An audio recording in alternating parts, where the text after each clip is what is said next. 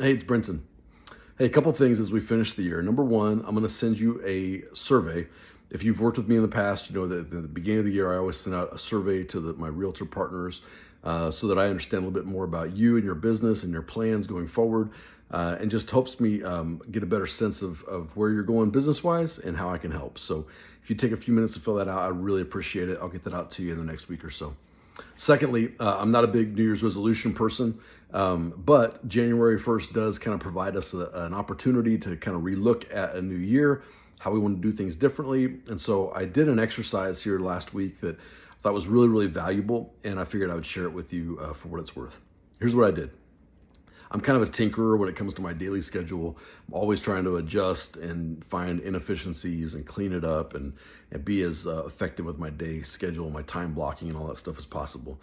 So, what I did this time, I've never done this before, is I actually built out a vision of who I'm trying to be 20 years from now.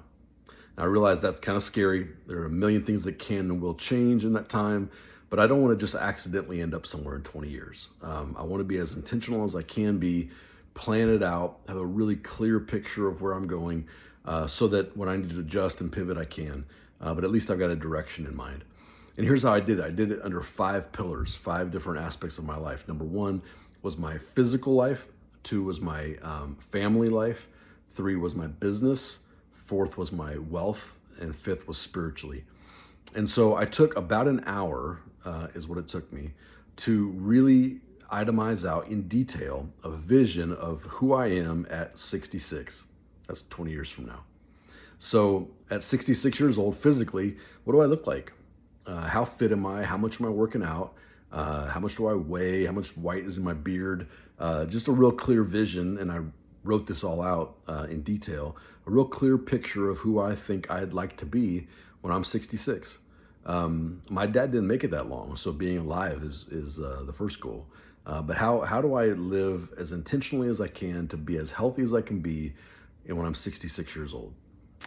2 is family. So my daughter will be 27. I'll likely be a father-in-law, a grandpa, maybe some things like that at 20 years from now. And so family looks very, very different. Our parents still around? My mom, my in-laws. What does family look like 20 years from now? Business-wise, am I still working? Am I just coaching people at that point? Do I own several businesses? Do I have several streams of income? Am I still doing mortgages in the fashion I'm now, or do I own a brokerage? Or what does life look like on a business level? Wealth-wise, how much am I giving away at 66 years old? Am I how philanthropic am I being with my funds? How much different streams of income do I have? How much residual income do I have? How much do I have saved, put away, invested? All that. What does that look like 20 years from now? And then spiritually, how well do I know God? How much am I? If I figured out life's big questions as far as the spiritual side of things. So I took about an hour to itemize out those 5 things at 66 years old and try to paint as clear of a vision as I could. Then backed it off to 10 years. Okay, so when I'm 56, what do I look like? My daughter will be in her senior year of high school. We'll be looking at colleges. What does family look like? What does my business look like? What do my finances look like? What does my spiritual life look like 10 years from now when I'm 56? Then I backed it off to 5 years from now, and then 3 years, and then 1 year. In 2024, where am I at in those 5 pillars of my life? Once I did that, and each time you go down in timeline, it gets easier. Once you've painted that really clear 20-year vision of where I'm trying to go, then each little incremental checkpoint became much cleaner. So then, if I'm structuring January of 2023, it becomes really easy to say, well, that activity or that time block or that time invested in whatever it may be isn't taking me toward that 20-year vision of myself. So let's not do it. And it's allowing me now in my weekly and daily schedule to cut out a bunch of junk that doesn't really need to be there because it's not taking me where I'm trying to go. And now every decision I make, I can run through that filter and say, is this taking me where I've already decided I really would like to be down the road? First comes the assembly line and then comes the car, right?